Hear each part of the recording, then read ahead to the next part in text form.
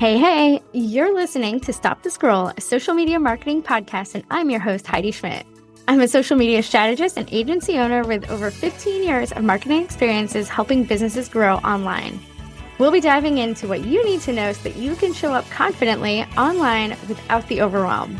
Get your notebook ready to jot down some amazing marketing gems, and let's dive into it. Welcome back to another episode of Stop the Scroll. I am your host, Heidi Schmidt, social media strategist, agency owner, and general marketing nerd. So today, we're coming up on the end of September and people are starting to think about Q4.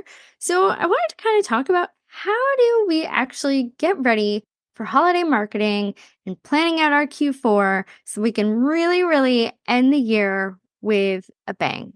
So we're going to go through some steps that you should be taking. And if you haven't started taking them yet, if you haven't started planning out your Q4, I would highly recommend getting your notebook and writing down these steps and then really taking the next 2 to 4 weeks to really kind of get things in motion for your holiday marketing campaigns. And even if you're a service provider, and I know a lot of my audience is, and most of our clients are service-based providers, this is not a time that you should be ignoring. And I say that, and I'm going to share a couple of statistics with you because we all know that the retail businesses, this is their big time of year. We know that they typically get 20 to 30% of their annual revenue in Q4. And that 61% of shoppers, if you're retail, 61% of shoppers really start researching purchases in October or earlier. Meaning, if you're not planning early, you could be missing out on a big portion. I don't know who those early Christmas holiday shoppers are. Actually, I do. My sister's one. She is one. And I'm I was up in Vermont last month visiting family. And she's like, oh yeah, I have half my Christmas shopping done. I'm like, it is August, homegirl. She is one of those people. I am not. My husband is not. We are not those people, but that's just us. My mother will tell you that I am a certified procrastinator. I've gotten much better and I try not to do that anymore. I've tried to grow out of that, but ADHD is probably an undiagnosed ADHD here, but that's fine. That's fine. Anyhow, for service-based businesses, here's the deal.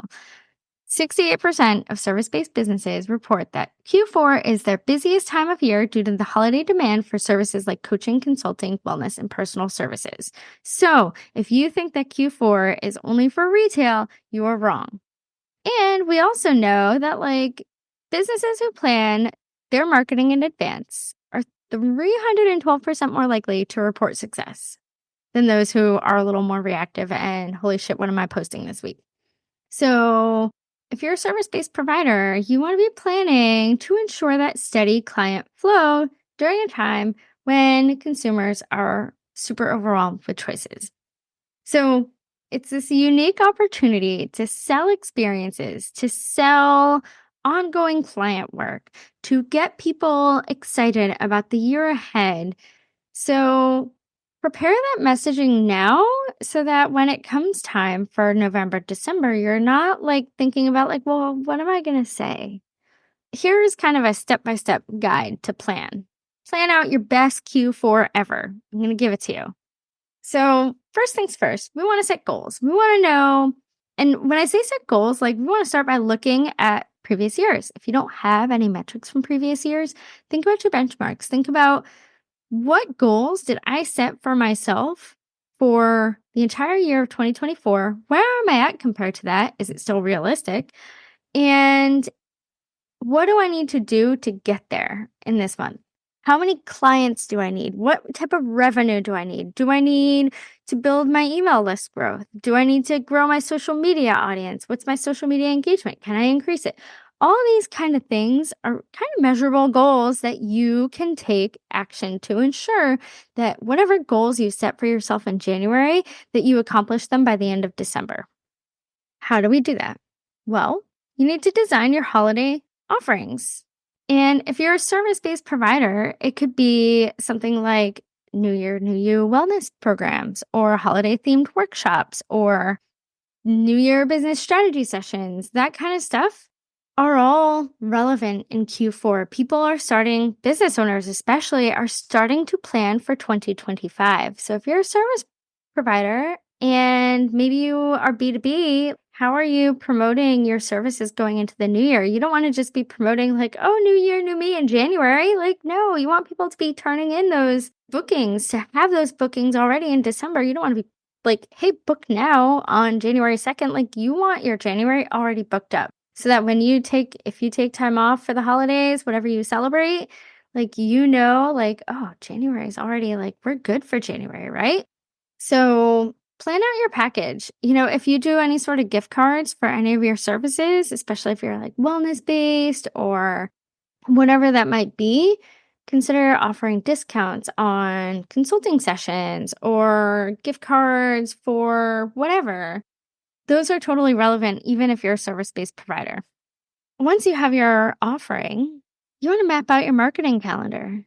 You want to map out those dates like Black Friday and Small Business Saturday. You want to map out, hey, I have X number of dates to be booked before, December 24th or whatever. You want to have those benchmarks and those kind of promotional offers in place so that okay, I need to send out 3 emails leading up to this date, or I need to have this many social media posts promoting this offer, maybe a bundle, like a wellness bundle or something like that. That way, it really allows you to showcase the value of what you're offering, the value of your services. And you can throw in those mix of promotional offers. I just had someone tell me, like, why don't you ever tell people that you're booking clients now? You don't talk about that very often. And newsflash, I am, and newsflash, I don't, and newsflash, I have started. We know that people don't like to see a lot of promotional stuff on social media because everyone's promotional on social media. But we know that people go there because they don't want to be sold to. They want connections. They want to build a community. They want to connect with the brands that they follow. They don't just want to be sold to. But you do have to sell. You do have to be promotional. And it's okay, but don't make every single flippin' post that you post between October 1st and December 31st all promotional. You still want to have that value added content. You still want to have that educational content, holiday tips, service previews, testimonials, all that kind of stuff. You want that mixed in. And if you have your content pillars, you know how to mix this in appropriately, right? It's a really good time of year to really maximize that social proof and client testimonials to really demonstrate how you've impacted the lives of your clients over the past year.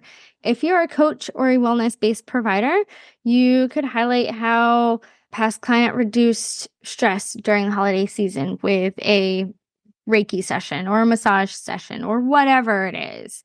You could have user-generated content, encourage your clients to share experiences with you or tag you on social media.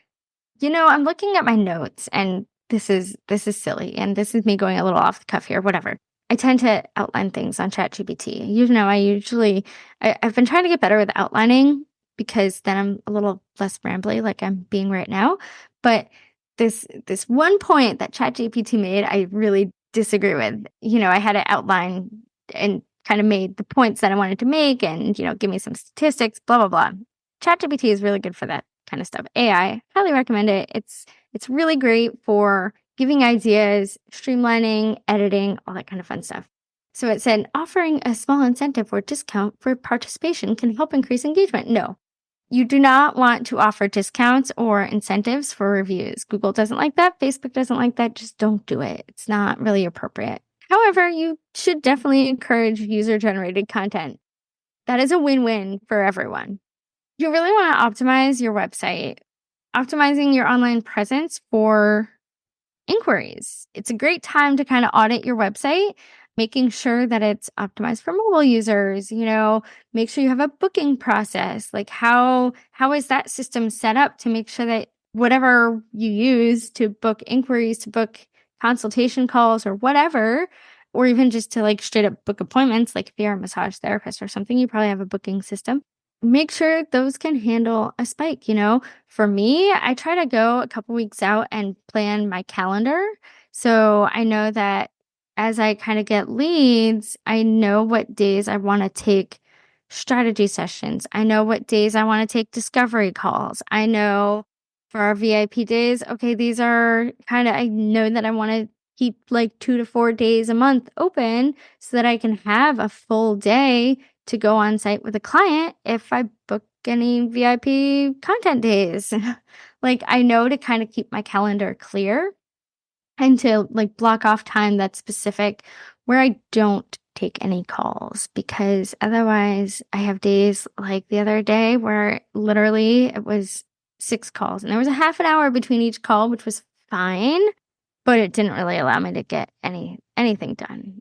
So, making sure not just that your website's booked for that, but making sure that your calendar also is optimized for days that you want to take calls or you want to take new clients, and that you also have time blocked off to actually get work done, right?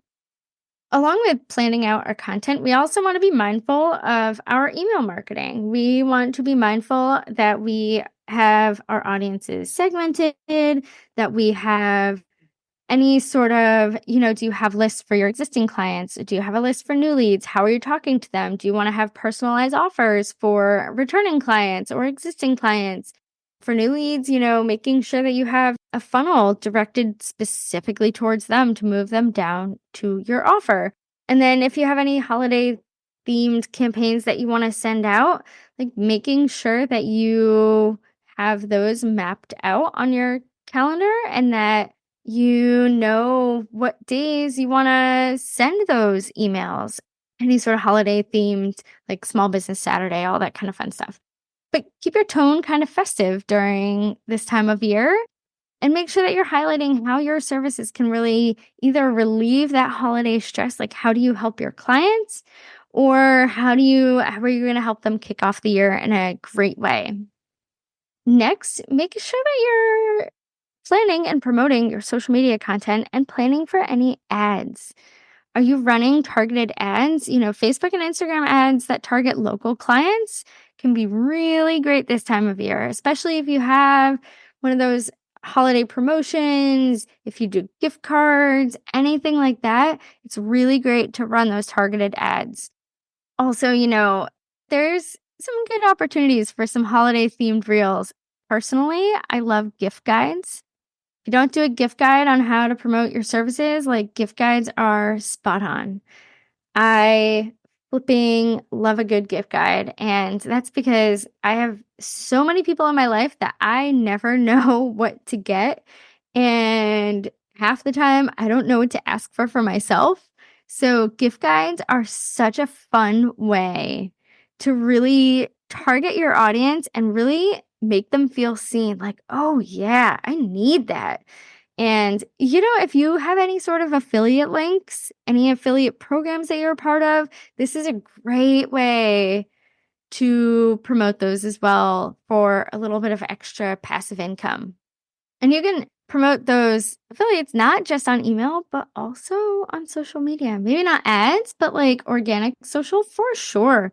Especially if you're showing how you use it, how you use those affiliate programs or offerings. I don't even know if I have any affiliate links. I think I do for like ConvertKit, which is my email marketing of choice. And I'm sure I have a couple of others in there. Email templates with Liz Wilcox. Her email marketing club is amazing.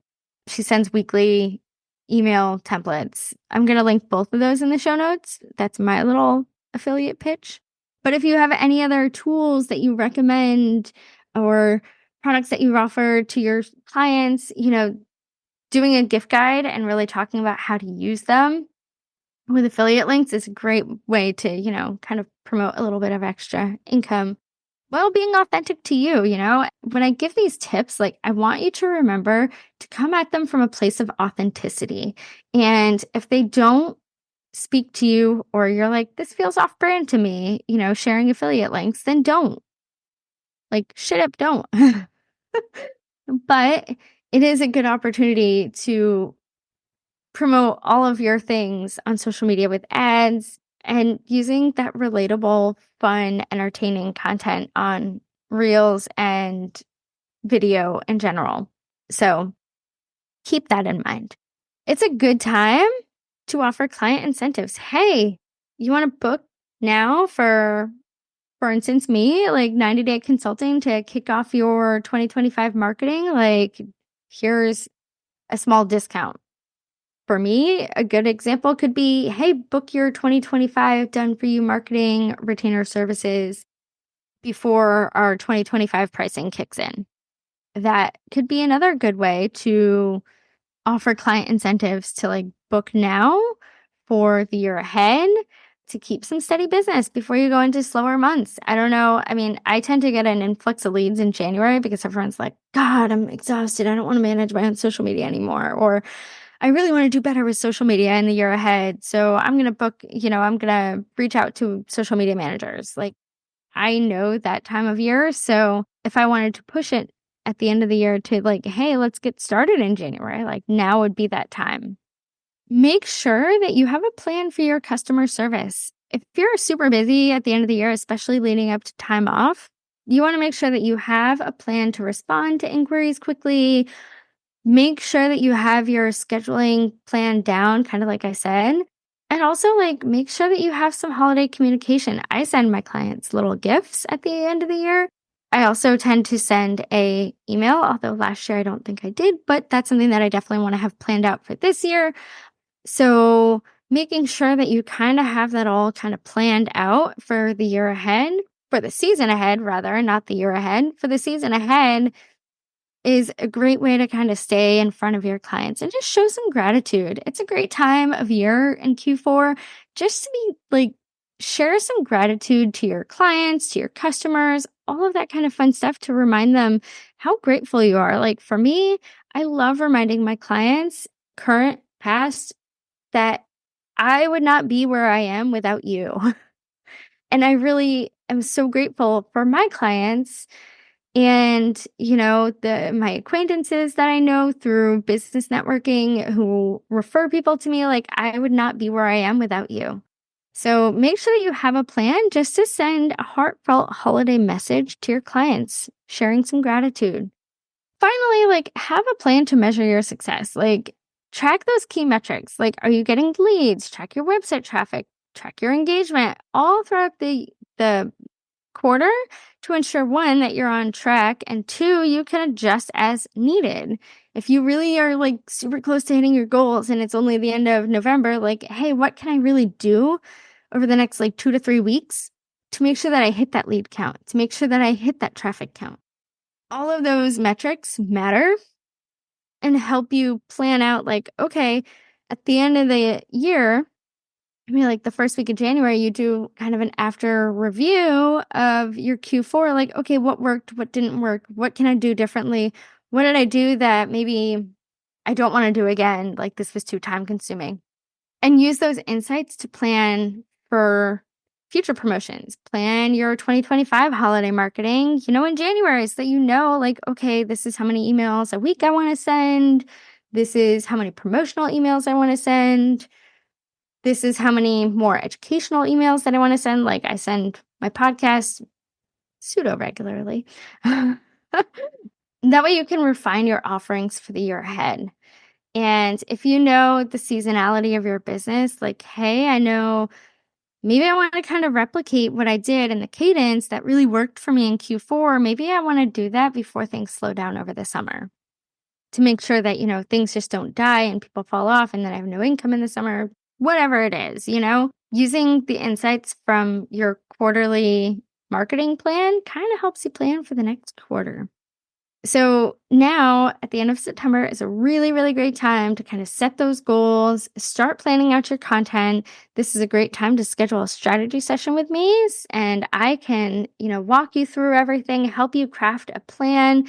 If you need support executing that plan, we can help with that too, with our done for you marketing services or our done with you consulting services. If you need content just created, that's what our VIP content days are for. So you can also do it yourself with our social media content planner, which I am going to link in the show notes. Feel free to download it. It comes with the content calendar template, an audience sheet, help set your goals, all that kind of fun stuff.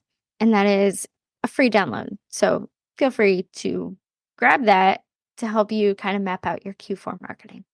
In the meantime, Be sure to connect with me on Instagram, on the web, all the places, Heidi Schmidt Creative, the website, www.heidijschmidt.com, to follow and grab your social media content planner. And until next time, go forth, create content that stops the scroll. And if you liked this episode, please share it with friends and go leave a review wherever you listen to podcasts, because reviews help us get found by more people. So until next time, we'll talk soon.